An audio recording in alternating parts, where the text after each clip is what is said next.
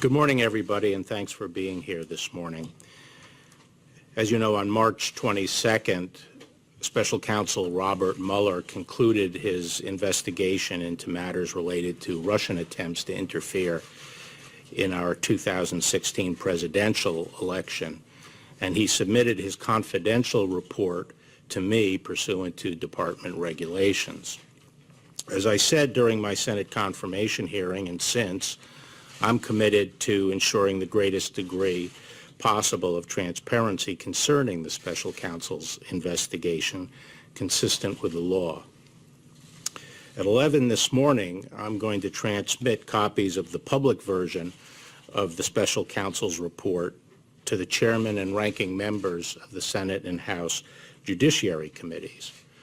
The Department of Justice will also make the report available to the American people by posting it on the department's website after it has been delivered to Congress.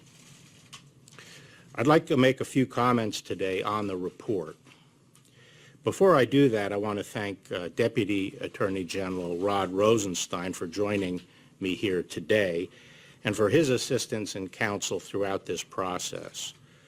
Rod, as you know, has served at the department for nearly 30 years with dedication and distinction, and it's been a great privilege and pleasure for me to work with him since my confirmation.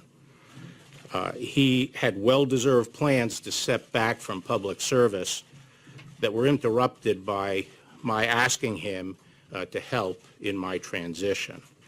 Rod has been an invaluable partner, and I am grateful that he is willing to help me and has been able to see the Special Counsel's investigation through to its conclusion.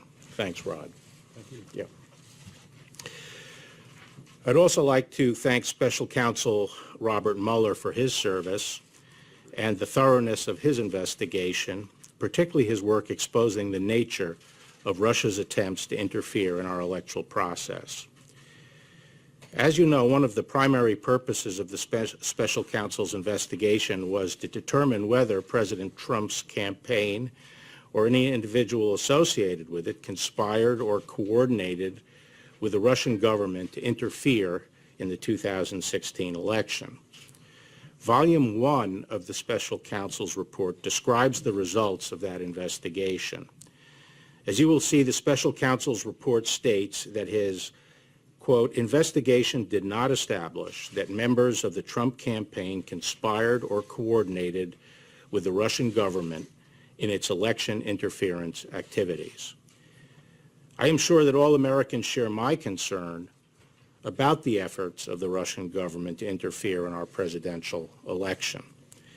As the Special Counsel report makes clear, the Russian government sought to interfere in our election process. But thanks to the Special Counsel's thorough investigation, we now know that the Russian operatives who perpetrated these schemes did not have the cooperation of President Trump or the Trump campaign, or the knowing assistance of any other American for that matter. That is something that all Americans can and should be grateful to have confirmed. The Special Counsel report outlines two main efforts by the Russian government to influence the 2016 election. First, the report details efforts by the Internet Research Agency, a Russian company with close ties to the Russian government, to sow social discord among American voters through disinformation and social media operations.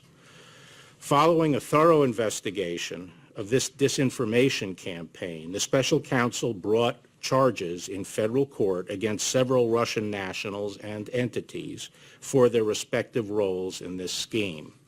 Those charges remain pending, and the individual defendants remain at large.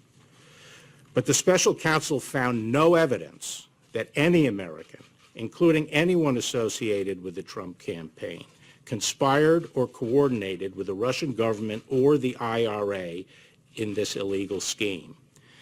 Indeed, as the report states, quote, the investigation did not identify evidence that any U.S. person knowingly or intentionally coordinated with the IRA's interference operation, unquote. Put another way, the Special Counsel found no collusion by any Americans in IRA's illegal activities. Second, the report details efforts by the Russian military officials associated with the GRU, the Russian Military Intelligence Organization, to hack into computers and steal documents and emails from individuals associated with the Democratic Party and Hillary Clinton's campaign for the purpose of eventually publicizing these documents. Obtaining such unauthorized access into computers is a federal crime. Following a thorough investigation of these hacking operations, the special counsel brought charges in federal court against several Russian military officers for their respective roles in these illegal hacking operations. Those charges are still pending and the defendants remain at large. But again, the special counsel's report did not find any evidence that members of the Trump campaign or anyone associated with the campaign conspired or coordinated with the Russian government in these hacking operations. In other words, there was no evidence of the Trump campaign collusion with the Russian government's hacking. The special counsel's investigation also examined Russian efforts to publish stolen emails and documents on the internet. The special counsel found that after the GRU disseminated some of the stolen documents to entities that it controlled, DC Leaks and Guccifer 2, the GRU transferred some of the stolen materials to WikiLeaks for publication. WikiLeaks then made a series of document dumps. The special counsel also investigated whether any member or affiliate of the Trump campaign encouraged or otherwise played a role in these dissemination efforts. Under applicable law, publication of these types of material would not be criminal unless the publisher also participated in the underlying hacking conspiracy. Here, too, the special counsel's report did not find that any person associated with the Trump campaign illegally participated in the dissemination of the materials. Finally, the special counsel investigated a number of links or contacts between the Trump campaign officials and individuals connected with the Russian government during the 2016 presidential campaign. After reviewing these contacts, the special counsel did not find any conspiracy to violate U.S. law involving Russian-linked persons and any persons associated with the Trump campaign. So that's the bottom line. After nearly 2 years of investigation, thousands of subpoenas, hundreds of warrants, and witness interviews, the special counsel confirmed that the Russian government sponsored efforts to illegally interfere with the 2016 presidential election, but did not find that the Trump campaign or other Americans colluded in those efforts. After finding no underlying collusion with Russia, the special counsel's report goes on to consider whether certain actions of the president could amount to obstruction of the special counsel's investigation. As I addressed in my March 24th letter, the special counsel did not make a traditional prosecutorial judgment regarding this allegation. Instead, the report recounts 10 episodes involving the president and discusses potential legal theories for connecting those activities to the elements of an obstruction offense. After carefully reviewing the facts and legal theories outlined in the report, and in consultation with the Office of Legal Counsel and other department lawyers, the Deputy Attorney General and I concluded that the evidence developed by the special counsel is not sufficient to establish that the president committed an obstruction of justice offense. Although the Deputy Attorney General and I disagreed with some of the special counsel's legal theories and felt that some of the episodes examined did not amount to obstruction as a matter of law, we did not rely solely on that in making our decision. Instead, we accepted the special counsel's legal framework for purposes of our analysis and evaluated the evidence as presented by the special counsel in reaching our conclusions. In assessing the president's actions discussed in the report, it is important to bear in mind the context. President Trump faced an unprecedented situation. As he entered into office and sought to perform his responsibilities as president, federal agents and prosecutors were scrutinizing his conduct before and after taking office and the conduct of some of his associates. At the same time, there was relentless speculation in the news media about the president's personal culpability. Yet, as he said from the beginning, there was in fact no collusion. And as the special counsel's report acknowledges, there is substantial evidence to show that the president was frustrated and angered by his sincere belief that the investigation was undermining his presidency, propelled by his political opponents, and fueled by illegal leaks.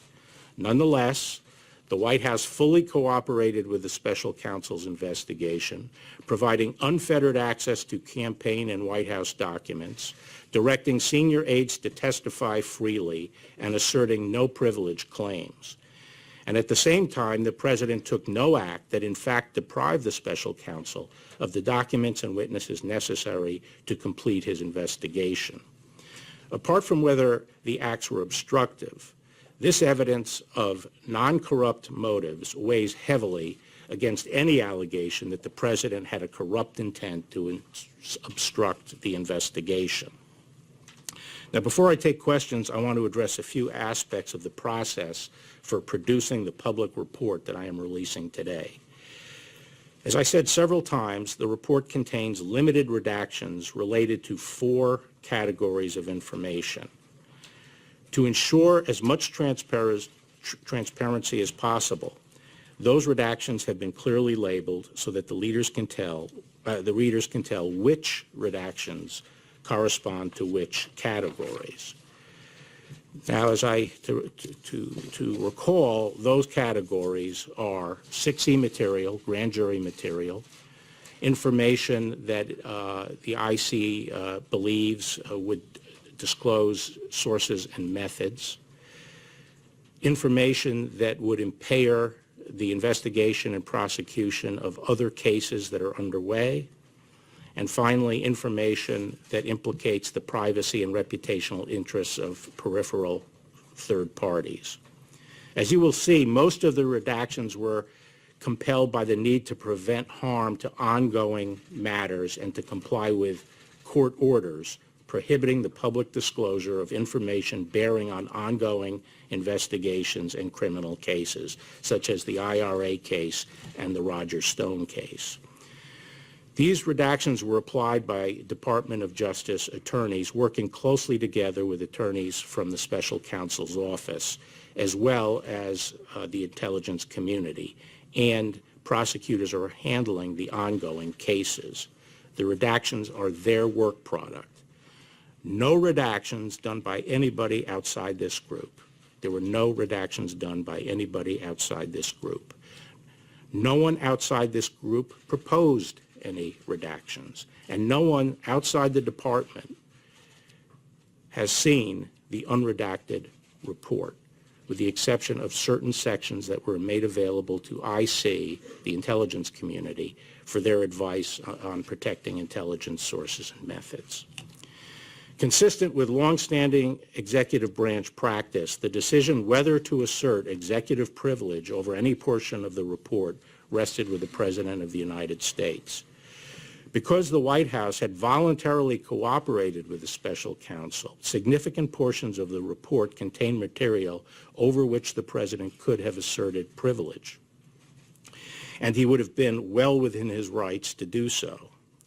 Following my March 29th letter, the Office of the White House Counsel requested the opportunity to review the redacted version of the report in order to advise the President on the potential invocation of privilege, which is consistent with long-standing practice.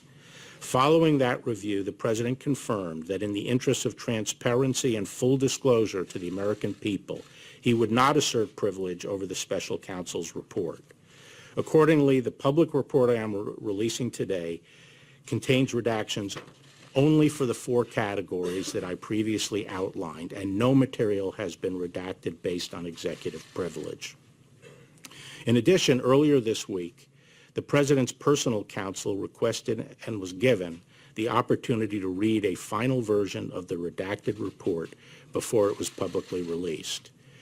That request was consistent with the practice followed under the Ethics in Government Act, which permitted individuals named in a report prepared by an independent counsel the opportunity to read the report before publication.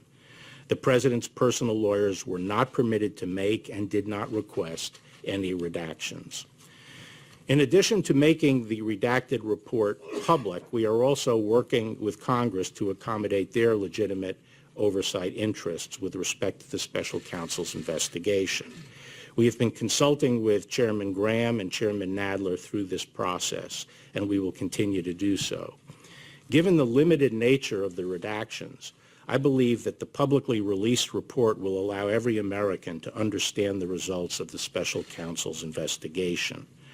Nevertheless, in an effort to accommodate congressional requests, we will make available, subject to appropriate safeguards, to a bipartisan group of leaders from several congressional committees, a version of the report with all redactions removed, except those relating to grand jury information. Thus, these members of Congress will be able to see all of the redacted material for themselves, with a limited exception of that which, by law, cannot be shared. I believe that this accommodation, together with my upcoming testimony before the Senate and House Judiciary Committees, will satisfy any need Congress has for information regarding the special counsel's investigation. Once again, I'd like to thank you for being here, and I will now have a few questions. Mr. Attorney General, we don't have the report in hand, so could you explain for us the special counsel's articulated reason for not reaching a decision on obstruction of justice, and if it had anything to do with the department's long-standing guidance on not indicting a sitting president? And you say you disagreed with some of his legal theories. What did you disagree with him on? I'd leave it to his description in the report, the special counsel's own articulation of why he did not want to make a determination as to whether or not there was an obstruction offense. But I will say that when we met with him, Deputy Attorney General Rosenstein and I met with him, along with Ed O'Callahan, who is the principal associate deputy, on March 5th, we specifically asked him about the OLC opinion and whether or not he was taking the position that he would have found a crime but for the existence of the OLC opinion. And he made it very clear several times that that was not his position. He was not saying that but for the OLC opinion he would have found a crime. He made it clear that he had not made the determination that there was a crime. Did you disagree with him on? May I follow up on that, Mr. Attorney General? What did you disagree with him on? Given that, why did you and Mr. Rosenstein feel the need you had to take it to the next step to conclude that there was no crime, especially given that DOJ policy? Well, the very prosecutorial function and all our powers as prosecutors, including the power to convene grand juries and the compulsory process that's involved there, is for one purpose and one purpose only. It's determine yes or no. Was alleged conduct criminal or not criminal? That is our responsibility, and that's why we have the tools we have. And we don't go through this process just to collect information and throw it out to the public. We collect this information, we use that compulsory process for the purpose of making that decision. And because the special counsel did not make that decision, we felt the department had to, and that was a decision by me and the Deputy Attorney General. Yes. Or did the special counsel indicate that he wanted you to make the decision, or that it should be left for Congress?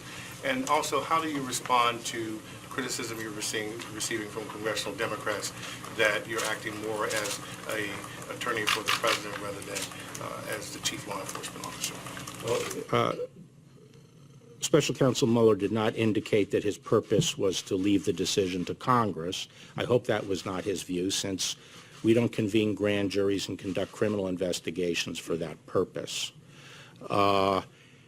He did not, I didn't talk to him directly about the fact that we were making the decision, but I am told that his reaction to that was that it was my prerogative as Attorney General to make that decision.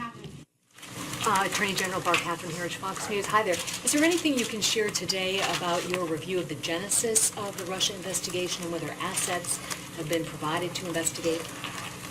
No, today I'm really focused just on the process of releasing this report. Senior Democrats in Congress have asked for Robert Mueller himself to testify.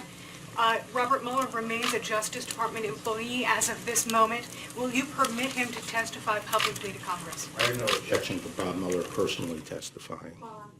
Mr. Attorney General, it's not the Democrats who have questioned some of the process here. A Republican-appointed judge on Tuesday said you have, quote, created an environment that has caused a significant part of the American public to be concerned about these redactions. You clear the president on obstruction. The president is fundraising off of your comments about spying. And here you have remarks that are quite generous to the president, including acknowledging his feelings and his emotions. So what do you say to people on both sides of the aisle who are concerned that you are trying to protect the president?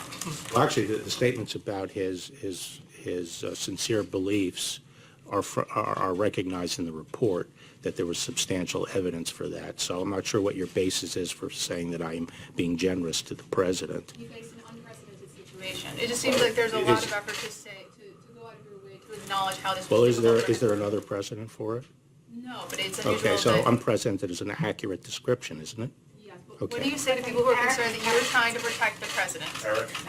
There's a lot of public interest in the absence of the special counsel and members of his team. Was he invited to join you up on the podium? Why is he not here? This is his report, obviously, that you're talking about today. No, it's not.